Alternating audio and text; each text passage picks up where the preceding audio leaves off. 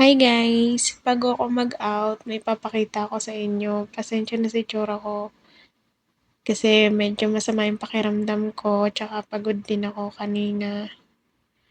May papakita ko sa inyo kasi kanina, nag-grocery sila mama, pumunta sila dun sa kaso may pupunta doon na mag-ayos ng aircon kaya di ako sinama, sasama dapat ako. So, ganito yon. May mga kamsa-kamsa dito or dito sa Alhasa, yung tigpa 5 star lahat ng item. So, doon sila pumunta at pakita ko sa inyo yung resibo. Ang haba ng resibo niya, ang dami nilang pinamili. Lahat ng item ay 5 star lang, 5.75 star lang. Yung price niya, walang name na naka-indicate kasi puro barcode lang nakalagay dyan. Pero tingnan nyo naman, ang haba ng pinamili nila. Tapos yung total lang niya is 166 SAR. May VAT na siya na 15%. VAT na additional. Bali 145 lang lahat yung total niya lahat. Ang dami niya lang napamili. Iba't ibang item na. So maganda to pag may bala kayong mamili ng pangregalo, pang package, or pampasalubong nyo. Baka may mga taga-alasa na gustong mamili. Isisend ko din yung location. Ang dami nilang nabili, grabe. Tapos lahat ng item talaga is kamsa-kamsa. May tsinelas, may bra silang binili. Tapos meron pa yung malalaking peanut butter. Ayan, oh. Ayan, 5 star lang yan. 5.75 star lang siya. May kasi siya, may bat na. Dalawang ganyan yung binili nila. Dalawang cheese na ganito, cream cheese. Dalawang hot sauce na ganyan. Ang laki na, 'di ba? Tapos meron pang ayan. So ayan, may mayonnaise pa. Ang laki, 'di ba? Ganyan, 5 star lang 'yan.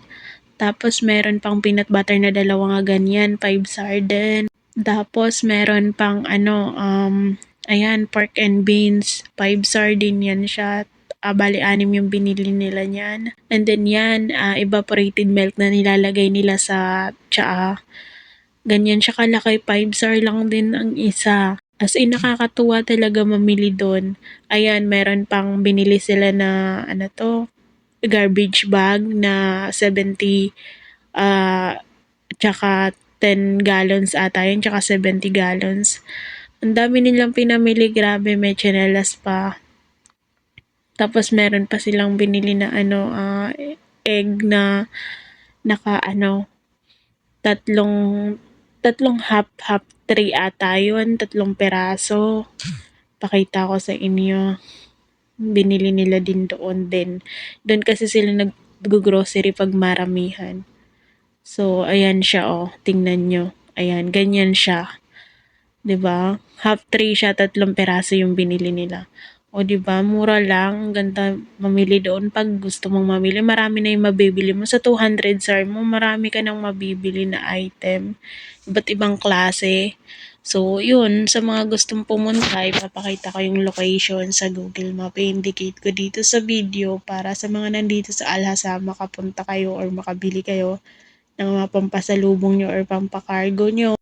So, ipapakita ko sa inyo yung location niya. Ayan yung harap niya, yung pag nasa kalsada na kayo. Then, ayan yung loob niya, guys. Ang dami nyo talagang mabibili dyan sa loob niyan.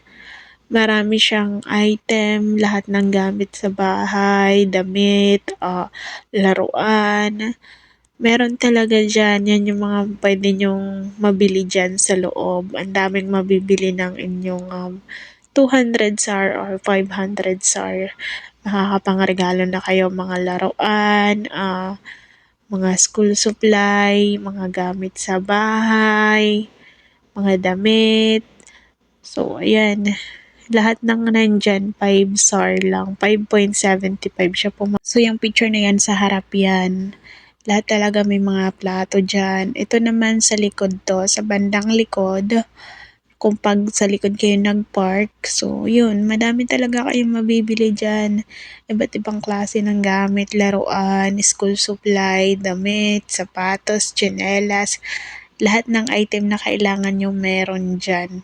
So, yun. Pag gusto nyo magpa-cargo, maganda siya or advisable na dyan kayo bumili kasi yung 200 o 500 sa inyo, madami na kayong mabibili mga item dyan. So, yun lang, indicate ko na din yung Google Map niya para makita nyo at malaman nyo kung saan kayo nakalocate o kung mapupuntahan nyo. So, pag dito galing sa amin, ayan yung layo niya. Lagay ko sa link yung location.